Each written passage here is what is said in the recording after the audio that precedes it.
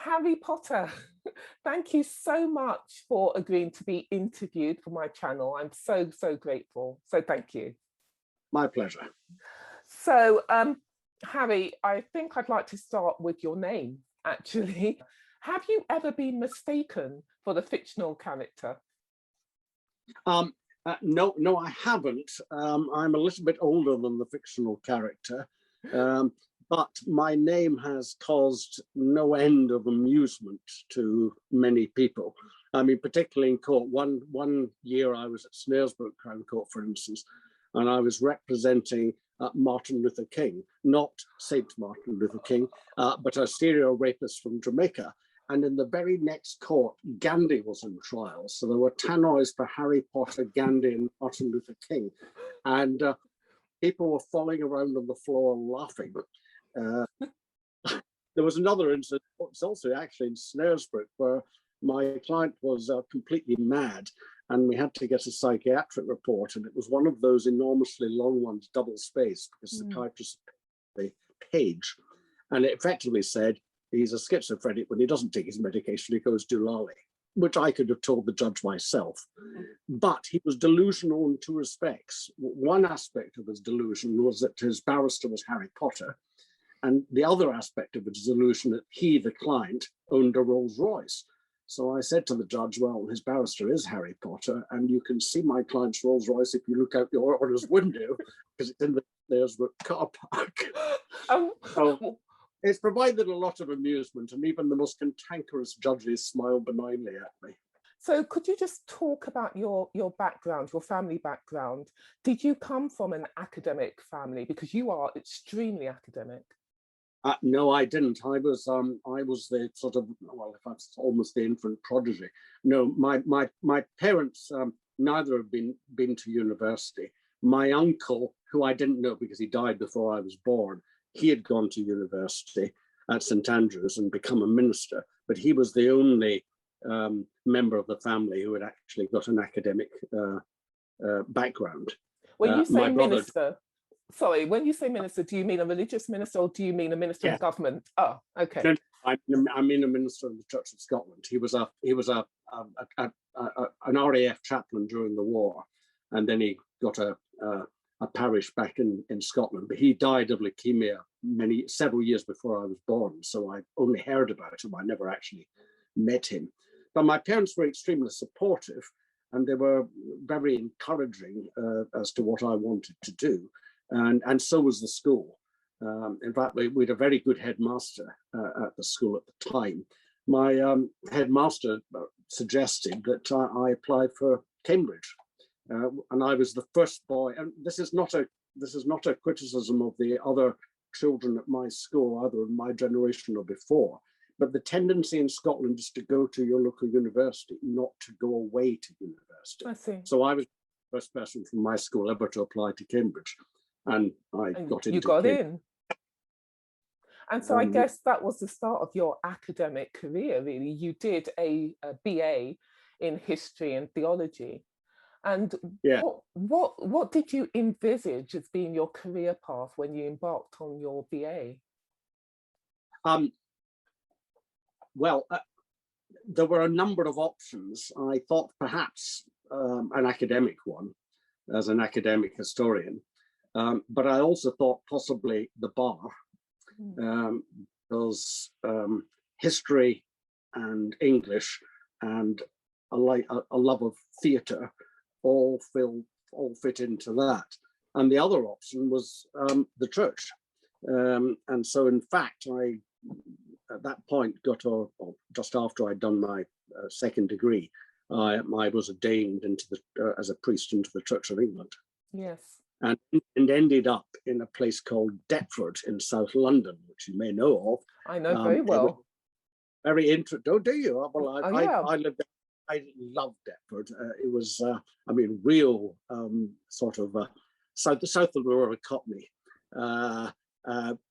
Pretty rough and tumble, but a lot of fun. As we thought, that's what I always took exception to EastEnders. Everyone was miserable in EastEnders, whereas in Deptford, no matter what the circumstances, there was always something to laugh about.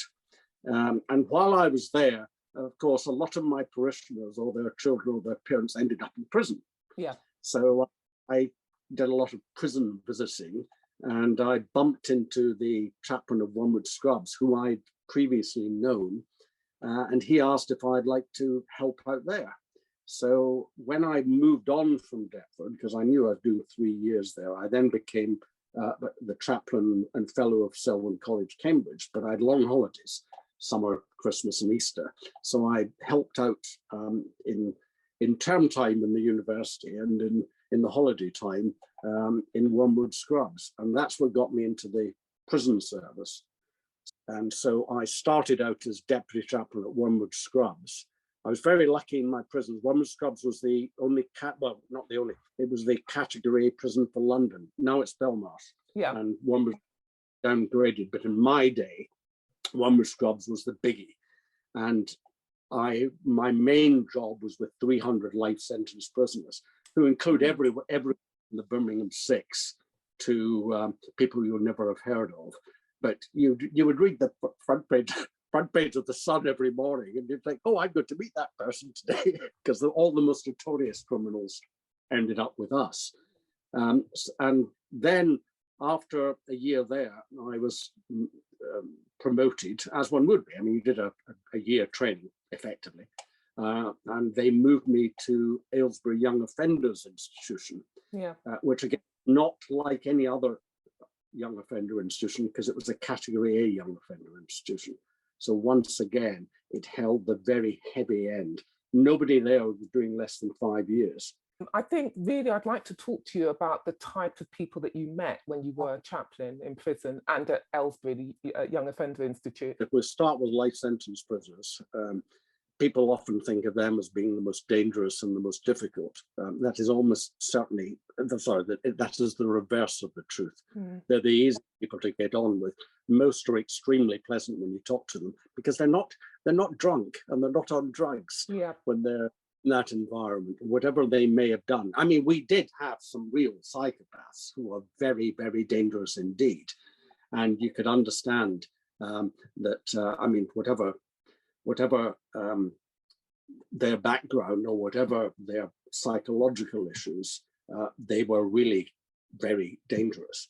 Most of the others had committed a one-off murder, which they deeply regretted. Many of them, of course, did not intend to kill.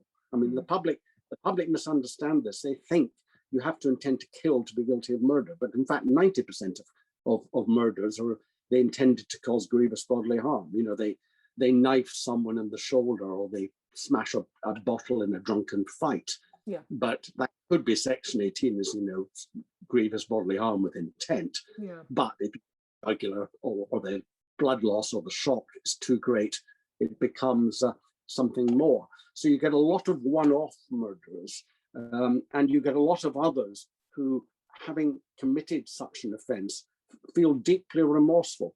It was always, usually the most difficult time of the year was the anniversary of the murder, because people often became very drawn and distressed about that. And of course, I was one of the people they talked to, along with very good psychologists, a very good psychiatrists, very good probation officers, and actually a lot of very good officers who, particularly with a long-term stable population, remand wings are very different, where people are in and out all the time. You never get to know them, and they're anxious about their court case. They can be very difficult to handle.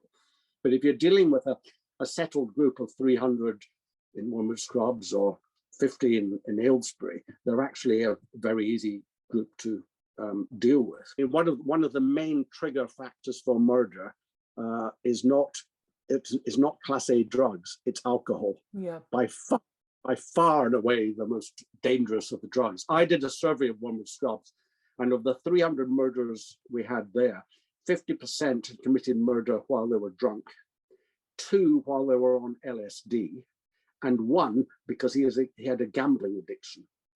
But not 1 for cannabis or heroin or Interesting.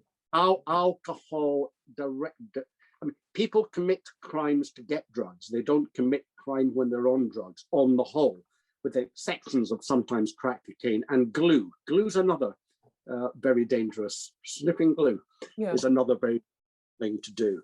There are two groups in this country who are dead against decriminalisation of drugs: gangsters and barristers, because we would be out of a job. I mean, the crime rate would plummet. Not only would all the drug offences go, the drug possession, the drug supply, the drug importation go, but all the related offences, acquisitive offences that are committed in order to get drugs. So a lot of the burglaries and the muggings and so alcoholics, shoplift, we can live with that. So if there were I'm a bit radical with this, but if we decriminalised drugs, we would see probably an increase in shoplifting from boots, but we would see a considerable decrease in burglaries and street robberies and things like that. So I think on the whole, probably a benefit. I agree with you. I know that in places such as Portugal, for example, where they have decriminalised certain drugs, I know that Portugal is seen as one of the safest countries in the world, and they have a fabulous drug rehabilitation program. They have a brilliant methadone program, and crime really is very, very, very low in Portugal. I think this country needs to look at places like Portugal. You did an LLB, a law degree, part-time over 5 years. How did you stay motivated? 5 years? That all was part really of my work in prison, because I discovered as soon as I was in Wormwood Scrubs and it continued at Aylesbury Young Offenders Institution, that because I wasn't a prison officer, but was educated, people were always thrusting their legal documents at me and asking me for my advice, which I found quite interesting. But of course, I knew nothing about the law. But when I was at Wormwood Scrubs, just down the road from there was Ealing College of Higher Education. Yeah. And now it's the University of West London. But it was just down the road. So, and they did probably the best part-time law course in the country. And it was very cheap. I'd always thought I must never stay in the prison service for more than 5 years, because it's the staff who can become as institutionalized as the inmates can become institutionalized. So my view was I'd always leave after 5 years. And it was at that stage I'd become quite interested in the legal system. And I'd previously considered the bar. And I thought, well, if I don't do it now, I never will. And I had this peculiar liberal view that we imprison too many people for too long, which then was unpopular, and it remains an unpopular view. So well, I thought... Harry, I share that view. You did this law degree over 5 years. Yes. And then you were called to the bar, and in 1995, you became a tenant. Ultimately, I managed to get into what is normally considered to be probably the top criminal defence set, 25 Bedford Row. It was 3 Grayson Square when I joined, but then became 25 Bedford Row. And because I was solely interested in criminal defence, it was the ideal place to go. And so I've been there ever since. Do you remember your first day in court representing a client? Yes, I do. What was that like? It was, I have to say I had a big advantage, because I went to the bar late in life. I was 38 when I was called to the bar. So everybody thought I'd been doing it for 20 years, and I never disabused them of that.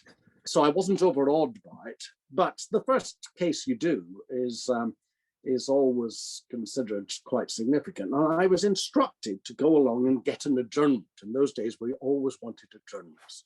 Don't do it anymore. No. I went along and saw my client in the cells. This was, I think it was Bow Street Magistrates Court or somewhere like that. And my instructions were to get an adjournment. And I thought, and we were talking, and it seemed to me, he's going to plead guilty anyway. He's in custody. He's going to get a non-custodial sentence. He could be out today. So I rejected my instructions. Oh dear. We pleaded guilty. Oh dear. He got his non-custodial sentence and was immediately released. How did that go down with the solicitors? They seemed to be fine about it. Great. I think they were a bit and it probably did cost them a little bit of money because, of course, in those days at least, you know, the more adjournments you had, the more money you got.